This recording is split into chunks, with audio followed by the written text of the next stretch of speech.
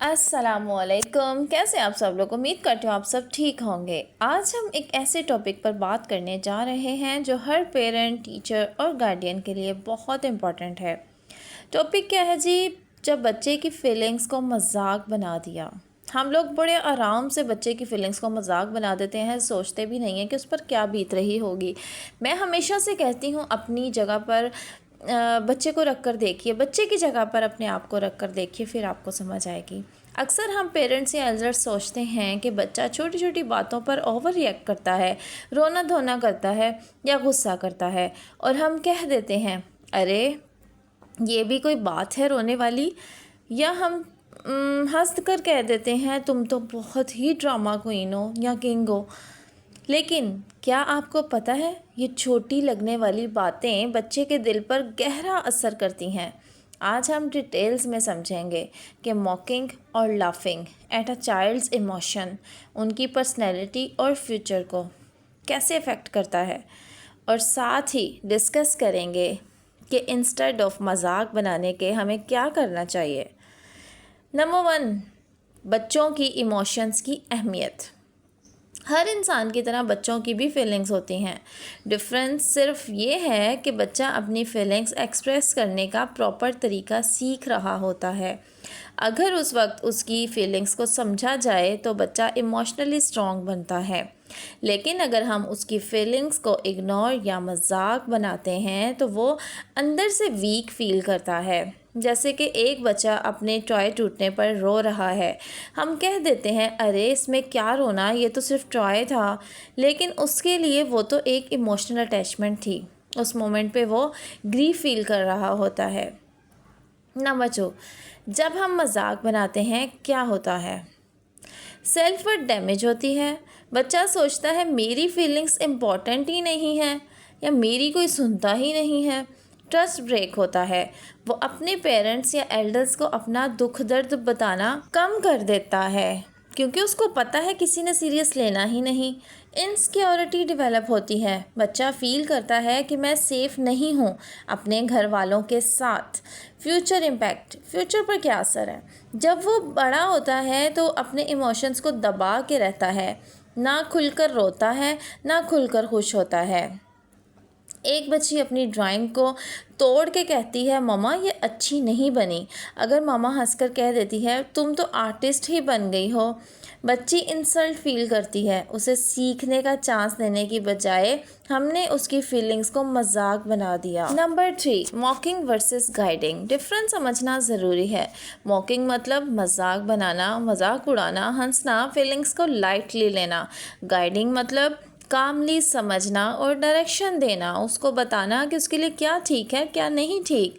जैसे कि मॉकिंग, बस इतनी सी बात पे रो रहे हो, तुम तो बहुत ही वीक हो। गाइडिंग, मुझे पता है तुम अपसेट हो, चलो साथ मिलके सोल्यूशन ढूंढते हैं। अब आप खुद ही दोनों बातों में फ़र्क देख लीजिए, मॉकिंग क्या है और गाइडिंग क्या है और आपको क्या करना है। नंबर 4, बच्चे को क्या फ़ील होता है? अगर हम मजाक बनाएं तो बच्चा अलोन फील करता है, समझता है उसको कोई वैल्यू ही नहीं देता, अपनी इमोशंस छुपाने लगता है, अपनी हर बात अपने दिल में रखने लगता है, धीरे धीरे इमोशनल वॉल्स बिल्ड कर लेता है, अपने और पेरेंट्स के बीच में एक ऐसी वॉल बना लेता है जिससे अपनी कोई भी चीज़ वो उनके सामने नहीं आने देता कि इन्होंने तो मेरे इमोशंस को समझना ही नहीं है।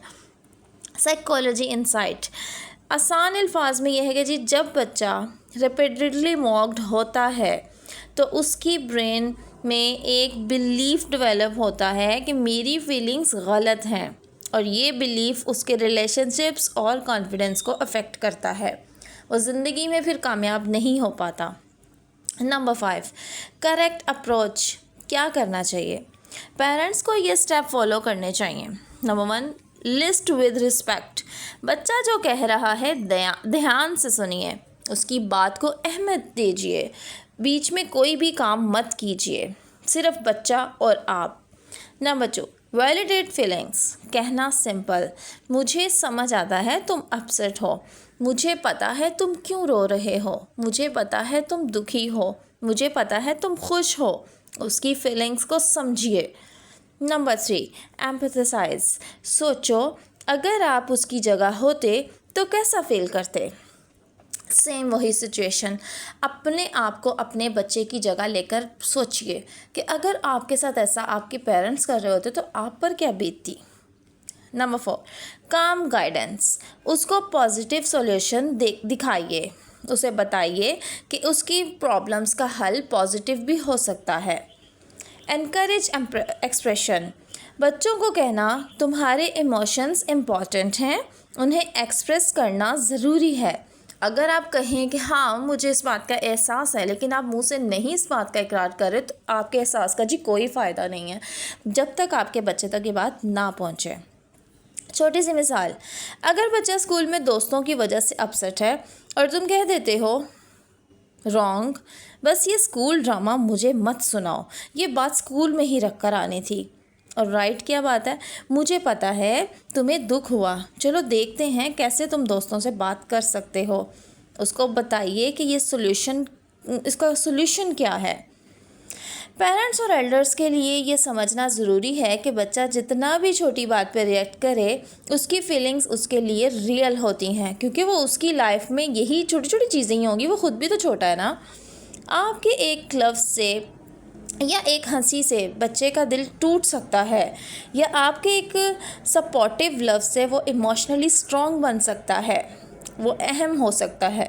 सोच कर देखिए, आप चाहते हैं आपका बच्चा अपनी ज़िंदगी भर इमोशन छुपाए या कॉन्फिडेंस के साथ दुनिया का सामना करे? क्या चाहते हैं?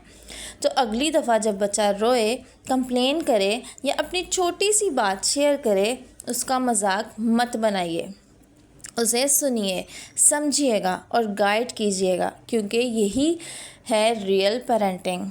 अगर आपको ये वीडियो ज़रा सी भी हेल्पफुल लगी है तो इसे लाइक करें, सब्सक्राइब करें और ज़्यादा से ज़्यादा पेरेंट्स के साथ शेयर करें, ताकि हम सब मिलकर एक इमोशनली हेल्थी जनरेशन रेस कर सकें। उम्मीद करती हूँ आपको ये वीडियो अच्छी ही लगी होगी, और प्लीज़ अपने बच्चों के इमोशंस को समझिए। अगर आप समझते हैं कि बच्चे छोटे हैं, ऐसे ही कर देते हैं, ये यकीन करें यही चीज़ें माइंड में पैदा होती रहती हैं और फिर इंसान वैसा ही बनता है। इसीलिए अभी से समझिए। आपके साथ ये वीडियो शेयर की है, आपको पता है हर तरफ तबाही के मनाज़िर हैं, हर तरफ सैलाब की वजह से जो मसले हैं, अल्लाह ताला दुआ ही कर सकते हैं हर एक की हिफाजत फरमाए। जो लोग शहीद हो चुके हैं, अल्लाह ताला उनको जन्नत में आला मुकाम दे, और जो रह गए हैं उनको सब्र दे। आमीन सुम आमीन। मिलते हैं इंशाल्लाह किसी अगली वीडियो में।